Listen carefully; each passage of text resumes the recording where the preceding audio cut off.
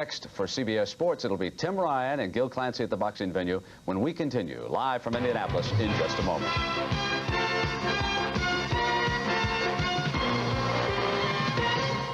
We are live at the Convention Center in downtown Indianapolis, the boxing venue.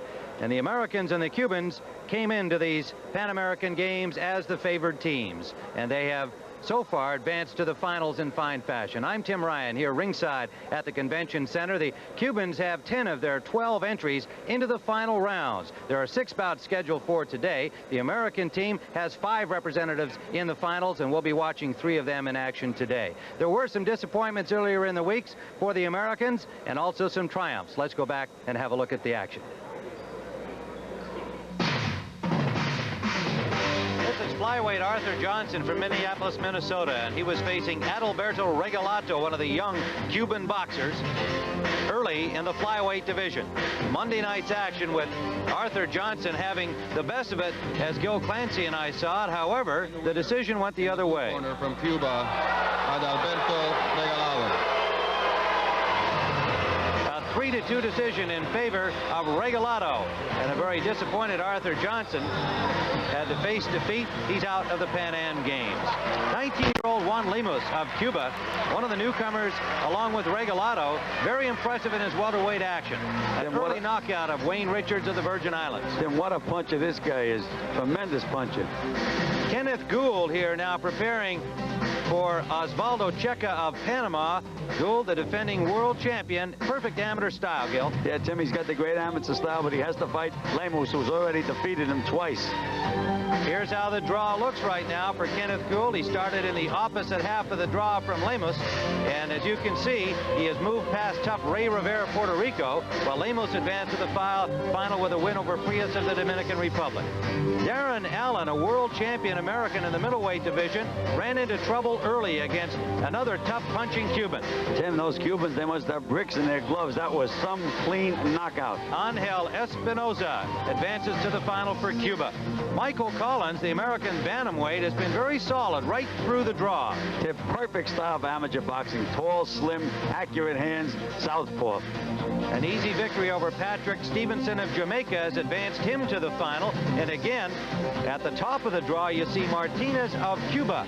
And Collins with an impressive win over Tough Del Valle of Puerto Rico, and Damigella giving Martinez a difficult semifinal bout. They'll meet in the final. Sugar Ray Leonard has been an interested spectator during the week, a former Pan American and Olympic champion. Michael Carbajal of Phoenix, Arizona, he has looked solid. Tim, here's a kid I like. He's beating the amateur world champion, and it was a unanimous decision. Kept both hands moving, strong, accurate hands. The 106-pounder Michael Carbajal, advancing past the Cuban, will wind up now against a very steady Puerto Rican. Roland in the final. Luis Roland and Carbajal meet for the junior flyweight crown. World champion Kelsey Banks of the United States at 125 pounds went down in his first bout and again in this one.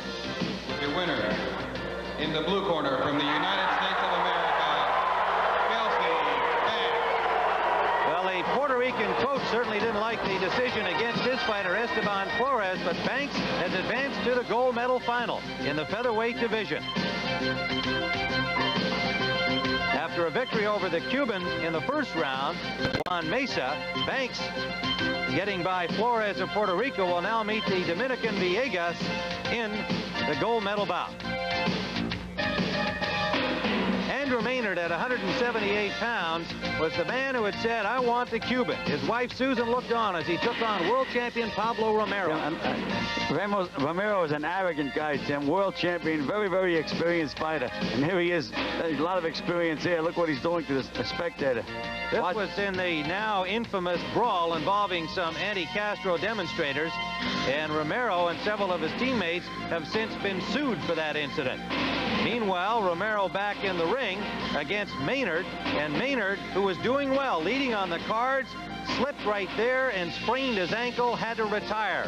Romero advances to the final, and a very disappointed Andrew Maynard has to watch from the sidelines.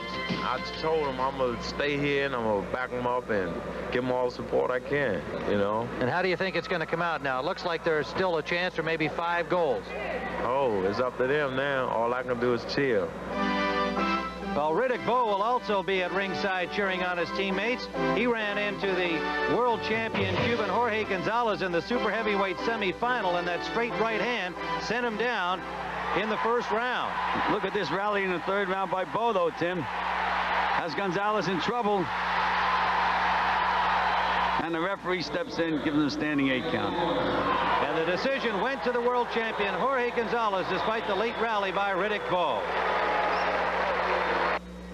Heavyweight Michael Bent, meanwhile, was also on the losing column, a decision loss to the Cuban Felix Savon.